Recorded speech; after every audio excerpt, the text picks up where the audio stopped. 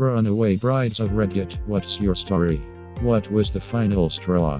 How last second did you leave? On my 18th birthday, my boyfriend proposed to me at my party in front of all of my family and friends. I said yes mostly because I was too embarrassed to say no. We had been dating for 2 years, but I was just about to start university. I wasn't ready at all. I asked later when we were alone if we could have a long engagement, at least a year or two, and he agreed. We told our families and friends we would be waiting to get married. Less than 3 months later, his mom and my mom took me out for lunch and decided to take me to look at wedding dresses because it's never too early to start planning. When I saw a really lovely dress that was on sale, my fiance's mother insisted on buying it for me. Their family was quite wealthy and had set money aside for all of my fiance's milestones, education, first car, wedding, etc. She told me they were happy to cover the major costs as they were the ones who wanted a big wedding, and joked I could pay her back in grandchildren. A few weeks later, his mom introduced me to a friend who was a florist. Next thing I know, I'm looking at bouquets and discussing table arrangements. Then my fiancé starts talking about venues for our wedding, saying we need to start planning so we can find the perfect place. By this point, I'm truly panicking. I'm just a few months into university. I haven't even fully decided what I want to do with my education. Now I'm choosing venues for a wedding that's supposed to be years away. A wedding that's suddenly looking like the nuptials of a minor royal. I tried talking to my fiancé, but he just wouldn't listen.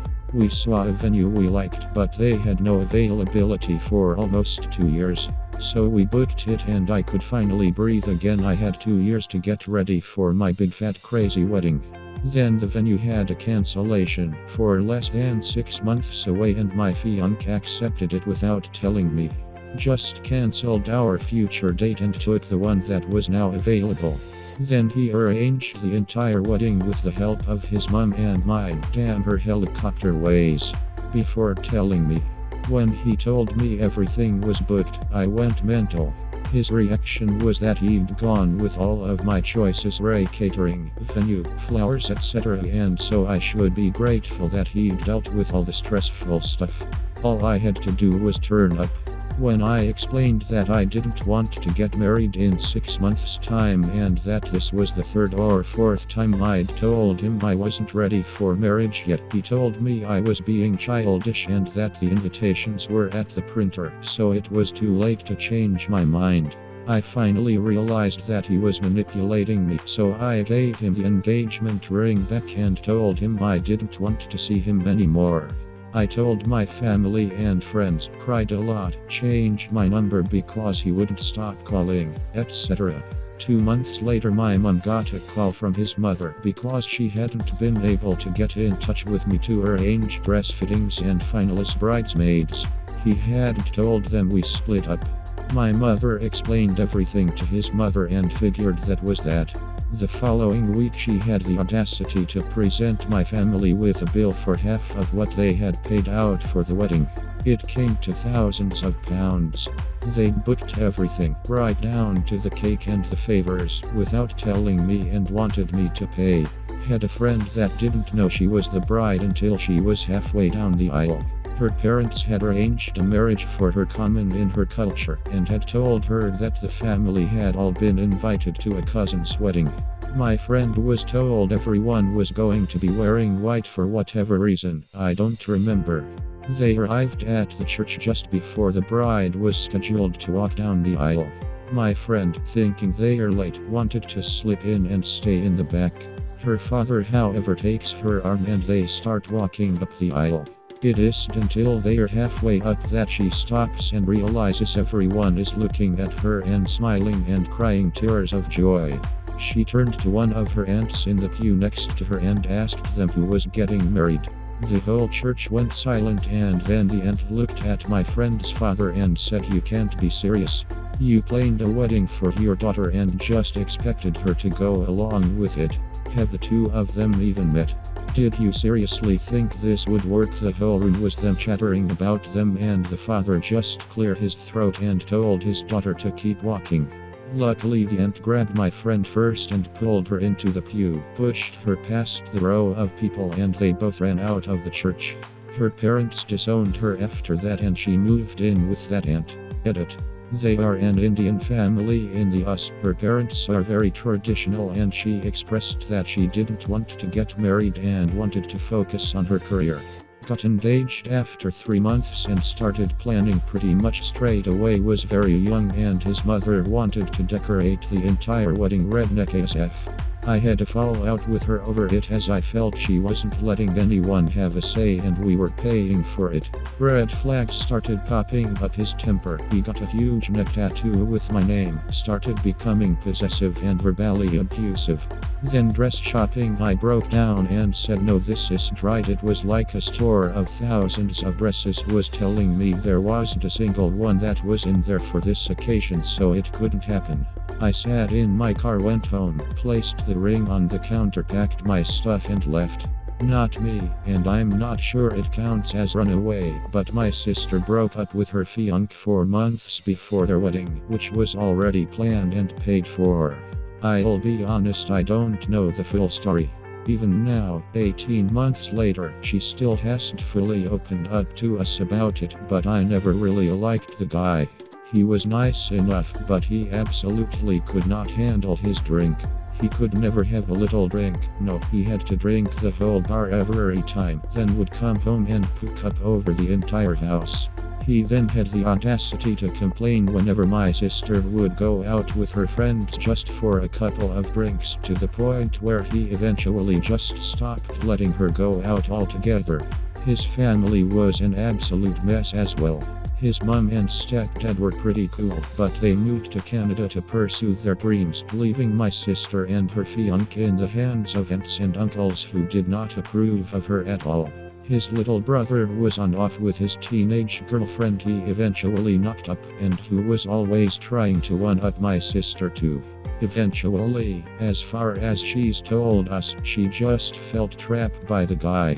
She was prohibited from hanging out with her friends, and was forced to go to family events with people who despised her. He made her distance herself from us, which I think was painful for her, as she essentially missed quality time with her new nephews at the time. He basically controlled every aspect of her life. Anyway, she unceremoniously dumped him on New Year's Eve and cancelled the wedding then and there. I don't think she even saw him again after that. She was always out when he came to collect his stuff. Obviously his family weren't too happy about it and harassed her for months. She became depressed and needed medication, but it was my family that had to foot the wedding bill anyway. They were just glad to have their daughter back. I was 17 at the time, and still in high school. Met an alleged army guy pre-full swing internet, so no way to really check, and we hit it off. I was young and fell in love with guys really fast, so when he proposed, I was ecstatic. The red flags were there. He asked my parent for permission. He proposed loudly at a pizza shop, which, socially, would have been too awkward to say no anyway. He didn't have his own place. I never met his family. I never saw any evidence of being in the military. A few weeks later, we had a fight because he called out his sister's name during sex. He then told me that everything would be fine because he was going to take me to Kentucky to live on an army base. He also told me he wanted me to be barefoot and pregnant most of the time. We were going to get married and leave the day after I graduated high school. I did some real soul searching. I became withdrawn and quiet. I was visiting my nana one day and she asked me, "Are you in love with him or in love with the idea of a wedding?" And just like that, the bubble burst. I cried and broke it off with him. 2 weeks before I graduated. Apparently, he had already booked the justice of the peace. But he got married anyway 3 weeks later with the same ring he gave me. Poor girl. I wish I knew her so I could warn her. My dad was a runaway groom. broke it off 3 days before the wedding. Mid-1970s, so he was in his early 20s. His fiancée, not my mom, obviously, and her mother pressured him into proposing, which he did with my grandmother's ring. He also felt society sort of demanded it. It was more common to marry at that age than it is today. Deep down he knew she simply wasn't the one, but figured maybe all men felt that way before a wedding, so he ignored that and hoped his feelings would change. Months passed and the wedding was all planned out. When relatives and friends from out of town began flying in for the wedding and gifts were arriving, reality hit him hard and he took what God blew, realized he made a huge mistake. He sat my grandma and grandpa down and said, "Guys, I don't want to do this."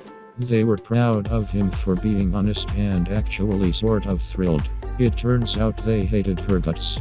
But they told him he needed to immediately tell her face to face. And so my dad did. Like a scarred war veteran, he refuses to tell me details, but said it was the most gut-wrenching conversation/argument/hell he had ever experienced. But he ended it. Of course, this was the 1970s. You can't just announce the wedding is cancelled via a text or Facebook message, which a friend of mine did. My dad took the responsibility of calling every single invited guest to tell them the wedding was off. Even more, he personally returned gifts to the people who sent them. His fiancée sold my grandmother's ring. A woman I briefly dated was a runaway bride. Her ex never hit her but constantly belittled her and was basically emotionally abusive. Your standard kid. Telling her she was lucky he wanted her, that she could never find anyone better, that she was ugly but he dealt with it, etc., etc., etc. She was a smart kid, was a medic in the military, saving dozens of lives in Pakistan, but emotionally manipulative people can get anyone if given enough time, and he got her. On her wedding day, her dad, who wasn't usually in the picture having divorced when she was a teen, was having a conversation with her in the ready room, and got concerned when she started repeating a lot of the things her fiancé was saying to her. She said that she was mid-sentence when he stood up and said, "Let's go to Dairy Queen," out of the blue. When she was little, they often went to DQ and talked over ice creams. She took a second, agreed, and they left to go to DQ, but he drove 3 towns over and they sat and talked over ice cream for hours while her phone ran the battery dead in the car. She said she felt like a huge weight was lifted and felt bad that her friends and family were waiting for her, but they would all understand later. He eventually went back to the church and told the bridal party it wasn't happening and got his buddies to come and move all her stuff out the next day. She said that while her dad wasn't the best father in her teens, he was the best dad anyone could ask for that day. We dated for a couple weeks before we figured out we weren't a good match. We parted amicably, but I haven't talked to her since.